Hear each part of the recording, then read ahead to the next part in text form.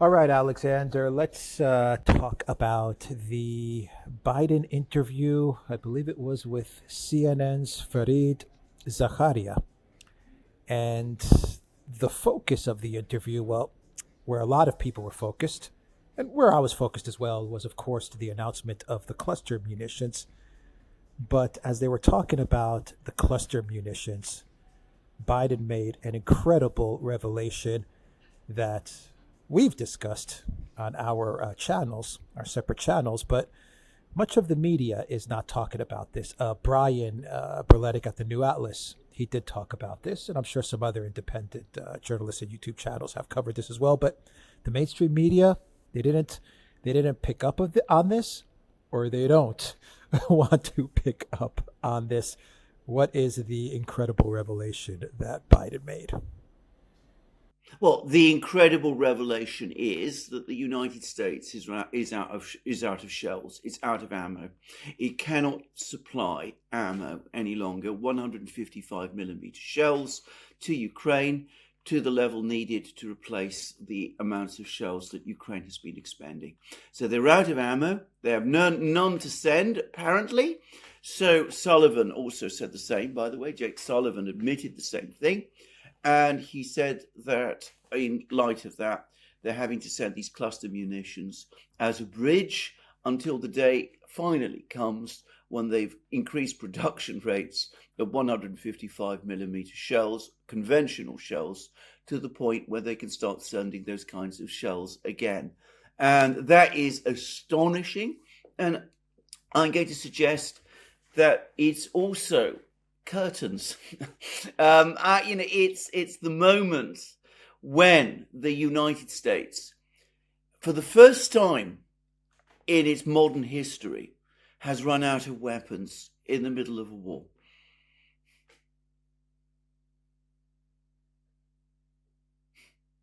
Uh, so what happens next? I mean, this is a war based on the 155 millimeter artillery shells. I mean, that's like the foundation of this conflict, and the U.S. is running low, or is running out. Europe is not doing any better, by the way. What happens next? No. Europe is doing far, far worse. Just to get a sense of the realities, the US is able to produce around 30,000 155 millimeter shells a month. Europe is able to produce around 4,000 of such shells a month. There's some uncertainty as to how many shells Ukraine launches, but it is probably in the hundreds of thousands a month. So the West cannot keep up with Ukraine's shell expenditure. Now, that 30,000 rounds a month figure that the US is now producing is double what they were producing at the start of the war. They've pulled out every stop to increase shell production to that level. It's taken them a year to do that. They're apparently still trying to increase shell production beyond that, but it seems significant increases in shell production are years away. So when Sullivan says this is going to be a bridge until finally we have enough shells to start, conventional shells to make up the difference, well, that looks a little bit like a bridge to nowhere, because they're never going to be in that position where they can meet Ukraine's shell needs. Now, Russia has far bigger stockpiles of shells at the start of the war than the US did, and their shell production is multiples greater. They are making hundreds of thousands of shells a month, and according to US reports, they're building around 3.5 million shells a year, and there's some estimates that figure is increasing and might even double. So you're absolutely right. This is an artillery war, first and foremost, and the United States is losing it. Let me correct that. The United States has lost it. So what they've been driven to do instead is they can't provide proper conventional shells. They're having to provide old cluster shells left over from the at least 20 years old, some of them. They've got a fairly big stockpile of these, though not an unlimited one. But the point is, these shells, most countries around the world have prohibited their use. They're very, very, very controversial. They're probably not the kind of shells anyway that Ukraine really needs to conduct its offensive or even its defensive. These are area munitions that are basically they were basically originally designed to destroy armored columns and perhaps infantry forces crossing in open places. They're specialized shells, in other words, at least to some extent. They're not really a substitute for everyday artillery. And of course, the Russians have a much bigger stockpile of these shells that the United States has. And probably, from the Russian point of view, using these types of shells is actually in the type of fighting that is taking place at the moment, when the Ukrainians are trying to launch an offensive and the Russians are pushing it back. It probably works more to the advantage of the Russians to use these kind of shells than it does to the Ukrainians, because the Russians can use these sorts of shells to destroy Ukrainian infantry and armored units that are trying to approach their trenches. So it's a disastrous decision. But as I said, the important thing is the United States has run out of the key weapon in a war for the first time that I know of in its history. This has never happened before. And its capacity to produce itself, to build these things, to get itself out of trouble, has gone. Now, given that this is an artillery war, it must mean that this war, as of yesterday, is effectively lost.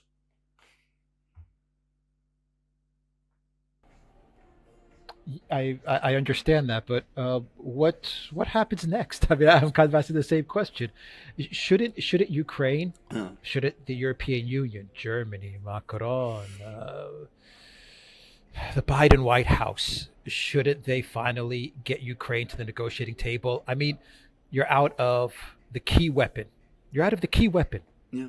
And yeah, we can provide this bridge of cluster munitions, which I agree with you looks very, very bad. I mean, this is a really bad look for the United States, which kind of shows their desperation to keep this conflict going, because it's my belief that they want to try to get this to the elections 2024. So they're desperately trying to keep this thing moving. But shouldn't they just go to Putin and tell him we need to negotiate? They can't do it, but the answer, that seems like the only sensible move made to make. Well, that's exactly correct. But of course, we see the problems. Now, can I just say, they've run out of shells. They have to provide these cluster munitions. Cluster munitions are devastating area weapons.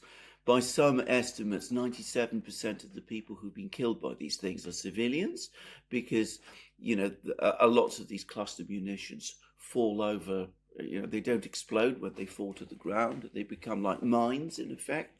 And what's fascinating about this, and going to the point of desperation that you said, is that every single one of the US's big European allies who are part of this Ukrainian adventure, have been forced to come out and condemn this move. The Germans have condemned it, the Spanish have condemned it, the Italians have condemned it, the British have condemned it. Even the UK has condemned it. So when you say desperate, I mean, that is how desperate it is. And I read articles in the British media about how the US is losing the moral high ground. Not that in our opinion it ever had the moral high ground, but I mean, that is what the British media is saying because of this decision. And it's cut through. I mean, it's a decision that people who have not been following the war carefully, for the first time, they have seen this, and it's cut through. The general public, for the first time, seem to be aware of this, and people are generally angry about it. What should they do? Well, we've discussed this so many times now in so many programs. They should talk peace. I mean, we've now had Richard Haass and those ex-officials contact Lavrov in April. We discussed this in a recent program. We've discussed how these people are in no conceivable sense, soft on Russia. They are essentially neocons in every respect, other than the fact that perhaps they don't have the same sort of visceral hatred of Russia that other neocons do. And they understand that this is a critical situation. And they're trying to talk to the Russians and see whether something can be agreed. The problem is the president is not ready to do that, as that's become absolutely clear, nor is Sullivan, his national security advisor, at least not for the moment, nor, of course, is the Blinken-Nuland axis that runs the State Department. So, for the moment, they are still sticking by this policy of continuing to escalate.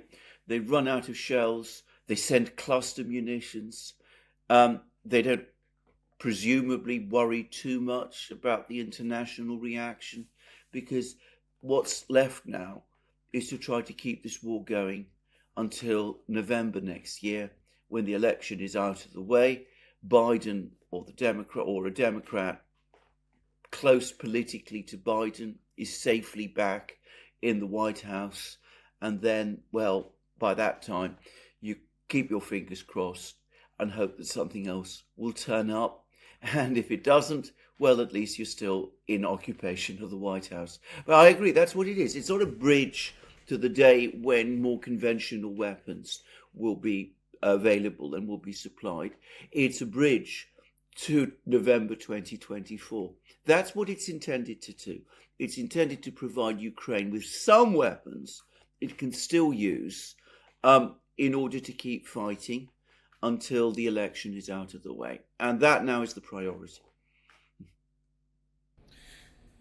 What worries me is you have this one set of neocons who are more realist, let's say, the Richard Haass, who are like, okay, we tried, we failed, it's over, now let's move on, and I don't know, let's focus on China or move on to wars that we can win. Let's put it that way. This did not work.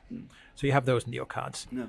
What worries me are the other two sets of neocons and neolibs, because they're pretty much the same thing now. Whatever. You have the Sullivan neolib neocon, which is taking the approach of let's just keep this thing going until the elections. And then after the elections, like you said, we'll figure it out. But then you have the most dangerous neocons, which are the Newlands and the Blinkens, who do want war, who do believe that they can win a nuclear war, who believe that NATO could beat Russia, who believe that the Russian military is weak. I mean, I would say you lump in there much of the UK military command, who I believe they really are invested in the narrative that the Russian military is weak and can be defeated.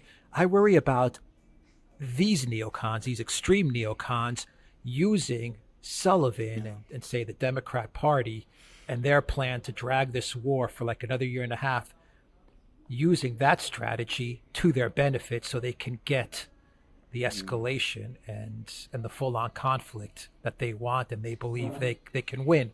I mean, what do you think to that? No, I completely agree. Can I just say a few things about the three camps? Because, of course, the first camp, let's call them the neocon realists. It's a contradiction in terms to talk about any neocon as a realist, but as I said, they're more grounded in reality, and they're basically concentrated in the Council for Foreign Relations. I think they've won over to their side an important person, by the way, and that's the CIA director, William Burns. Now, he's made some extraordinary comments about the Prigozhin affair and all of that, and I think people have rather over-focused on those. I think those were intended to give him some kind of political space, because I he came out with another statement in which he said that Russia is not the key priority. The key priority is China, which is, of course, what the realist neocons are saying. And so he seems to be aligning himself now with that particular group. So there is that group, and they do exist. They're in the Council of Foreign Relations. They've been behind these articles we've been seeing in Foreign Affairs. They were behind the Rand Corporation report that we saw at the start of this year. They probably have allies. In fact, they definitely have allies on the Joint Chiefs of Staff in the Pentagon amongst the uniformed military. And their concern is that we're running out of weapons, we're running out of supplies. Ukraine isn't that important. China is much more important. We need to step back, reorganize, refocus, and prepare for the war that really matters, which is the war with China. That's that group of people. And they are a dangerous group of people in themselves. When we call them realists, it's realists very much in inverted commas.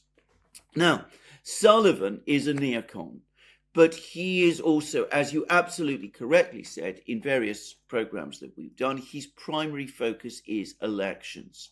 Now, he is bound up with Joe Biden. Joe Biden, and this we've also discussed in previous videos, he is completely committed to this hardline policy towards Russia. So Sullivan has to find some way of getting Joe across the line. Joe won't listen to any advice to pull back on Ukraine. So this is Sullivan's latest idea. We don't have conventional shells to send, so let's send cluster munitions instead. And maybe the Europeans won't be happy, but hopefully that will get us through to November 2024. And if it doesn't, well, at least we've tried. I mean, I think that sums up his line of thinking. He's trying to get Biden re-elected. He's now tied to Biden. His career essentially depends on Biden getting re-elected. Biden won't listen to the first group, so Sullivan comes up with this idea of sending the cluster munitions. I'm sure he's not the only person, but I suspect a lot of it comes from him. And you're absolutely right, because the third group and their messaging is everywhere. They're saying we need to escalate even further. The big mistake we've made is that we didn't go in hard sooner. We've got to escalate. All this talk from the Russians that if we escalate too far, we might find ourselves in World War III. The Russians are bluffing. And there've been a whole cascade of articles about this. There's an article that they're planting articles in the European media from their friends there. So Der Spiegel had an article saying, let's at NATO summit meeting in Vilnius, we've got to put aside any further restraints. Now's the moment where we really need to throw in everything we have. The reason the offensive hasn't worked, the Ukrainian offensive hasn't worked, is because we didn't do enough. We've had an article in the British media by Simon Tisdall in The Guardian saying exactly the same thing. No real danger of nuclear war. We must escalate. We must send them every conceivable weapon that they want. And we've had some very frightening articles appearing in the US media as well, including that one from Michael Rubin a short time ago, a couple of weeks ago, about 2 weeks ago, in which he actually suggested supplying Ukraine nuclear weapons. So you can see that group is there. They're not prepared to give up. They are intent on further escalation. They've run out of shells. Shells are the key weapon in the war. Everybody can see that F-16s are not going to change anything. ATACMS missiles, the Pentagon is still unwilling to supply, but they're not going to change anything either. And we see that already these people are thinking in very, very dangerous terms indeed. Simon Tisdall basically is talking about direct NATO intervention in the war. Is there anyone in the Zelensky administration that is looking at things differently after this realization with the shells? Yes, probably there is, but it's always very difficult to decipher exactly what's going on. Now, there's two really interesting Ukrainian Telegram channels. One is Legitimate and the other is Resident. And they both seem to have sources within Zelensky's office. And there's some theories, for example, by Scott Ritter, that they're actually run by agencies of the Ukrainian government, which could very well be true. I mean, I'm not saying that is true, but I don't know. Anyway, one of them, I think it was Legitimate, came out and said that Ukraine can only sustain offensive operations for 200 days because beyond that point, it is simply going to run out of weapons. And I've seen a report today, I'm not sure where it came from, but it's clearly Ukrainian sourced, which says that General Zaluzhny, remember him? He was almost certainly against the offensive from the start. We were saying that, he's basically quit the scene because he is in such complete disagreement with it. He's now come back, and apparently he's telling Zelensky, according to this report, look, the longest we can sustain this for, at the current burn rate, and he wasn't just talking about shells, by the way, he was talking about armored vehicles, that Ukraine is losing 11 armored vehicles, irreplaceable armored vehicles a day, including perhaps tanks, 4 tanks a day, some people have estimated, that the longest we can keep this going, with whatever supplies we get from the West, is until the end of the summer.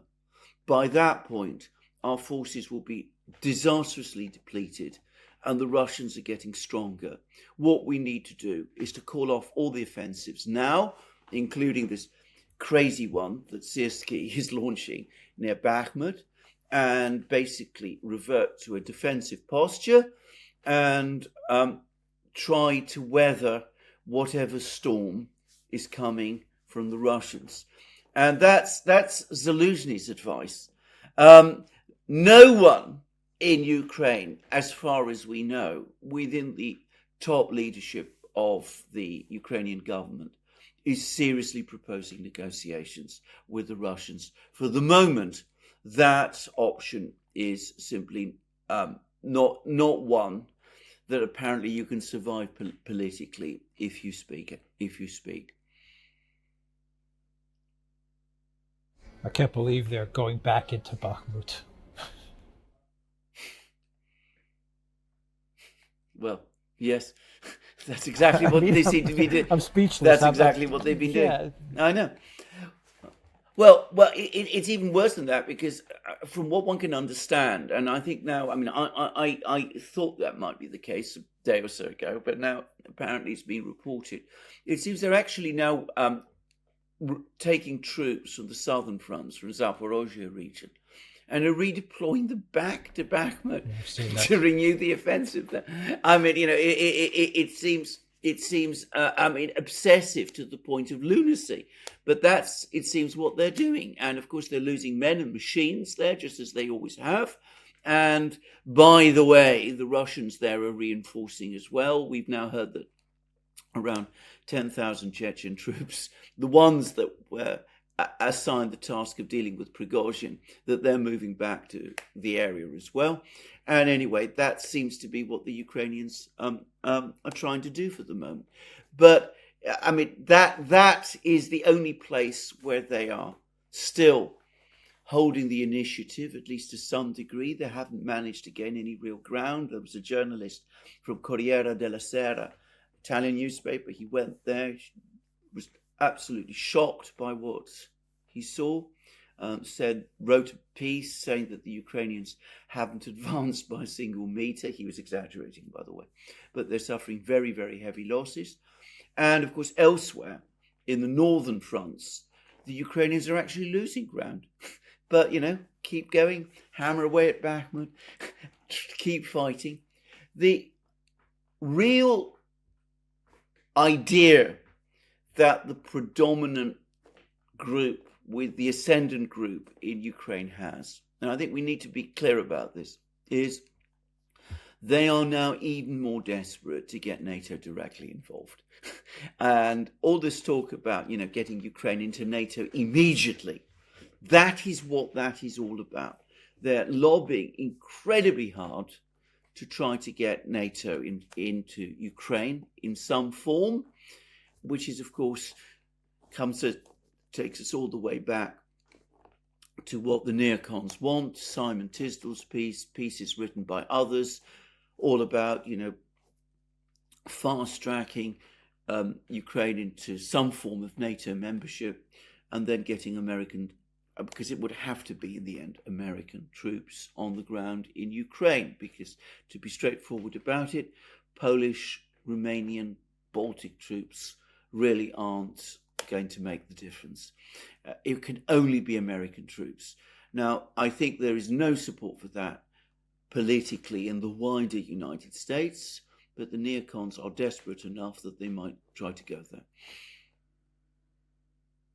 Yeah, and the Russians will annihilate those troops. Well, yeah. Indeed, in which case we'll be in an even worse... Yeah. Go ahead. No, I mean, I was watching a very, very disturbing interview by Matthew, I think, Ho, of the Eisenhower Press Center, whatever it's called, who's a former US Marine, and he completely endorsed what Scott Ritter has also been saying, that there just aren't the forces available in Europe, US forces available in Europe, to deploy in Ukraine and to take on the Russian army there. There are troops there, but they're not there in sufficient numbers. If they are deployed, they will face a much bigger Russian army, much more heavily equipped. It would be, well, no doubt they would put up a better account for themselves than the Ukrainians would. But bear in mind, the US itself is now suffering from a shell shortage. How do they conduct a war without shells against a Russian army that has them in abundance? Well, we would have aerial campaigns, no doubt, to support those troops. That will bring them up against the Russian air defenses. And it is very easy to see how in that kind of situation, either you're going to look at a total military debacle, which I think is politically unacceptable for the US, or alternatively, you risk World War III. You risk going nuclear, because that's the only way that you can go. But that's the Ukrainian idea. That's the idea of the people in the neocons in Washington and in London and in Brussels, and to some extent also in Berlin and in other places. And I mean, they're prepared to take these appalling risks rather than give up on their adventure. Yeah, and they would be facing the real Russian army. I mean, the full force of the Russian army, because the big lie of the collective West media and of all the commanders and the generals in the collective West is that, Russia is a second or third rate military. They have 90% of their forces committed in Ukraine. And, if we just give one more push, the Russian military is going to collapse. It's the exact opposite. We haven't seen Russia declare war yet. We haven't seen the full force of the Russian military. It goes back to the live stream that we did with Andrei Martyanov, where Andrei's, I'm paraphrasing what he said, but he was like, right now they're facing Russia under a special military operation. God help us if they have to actually face the full strength of the Russian military. Make no mistake about it. If U.S. troops, if NATO goes into Ukraine, they're going to face the full Russian military. And, we go back full circle to what Richard Haas said in that article, which is, I've never thought I would agree with the neocon, but, why do this? Because if we do this and Russia defeats NATO, which they will do, then NATO becomes obsolete. He has a point. Well, why risk NATO for all of this? This is absolutely right. But I would disagree with you. I'll push back on one thing. It's not that we are agreeing with Richard Haas. It's Richard Haas is agreeing with us. We've been making this point now for years. I mean, finally, somebody, at that level has come round to our way of thinking. And I mean, I'm not saying that with any degree of pleasure, but I mean, but it is the blindingly obvious. It is the blindingly obvious.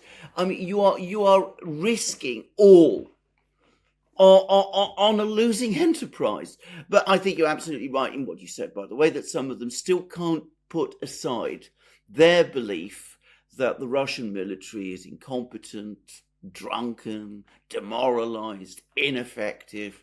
There's a long piece by Mark Galliotti, for example, who's not that far from that particular group in the Times. He's trying to rationalize why the offensive hasn't succeeded. He says, well, defense is easier than attack, and the Russians are, fairly good at defense, but they're not really good at attack, and we mustn't overestimate what they've achieved, and all of even as the pictures cascade in, Ukrainian weapons being destroyed every day, of the Russians advancing in the north. But anyway, that was Mark Galliotti. And Simon Tisdale goes on, in his article, he talks about how the Russians haven't even succeeded in defeating the second, the second team that Ukraine has, not the best team, but the second-rate team that Ukraine has.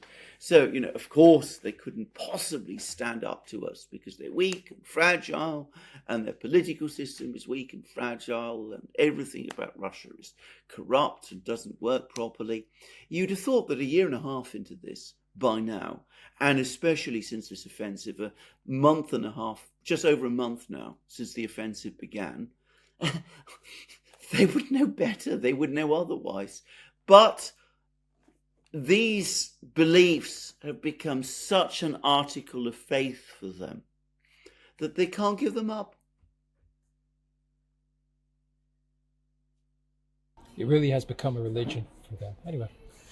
Okay, we will end it there. The Duran.locals.com. We are on Rumble, Odyssey, BitChute, Telegram, and Rockfin. And go to the Duran shop. 10% off. Use the code GOODDAY. Take care.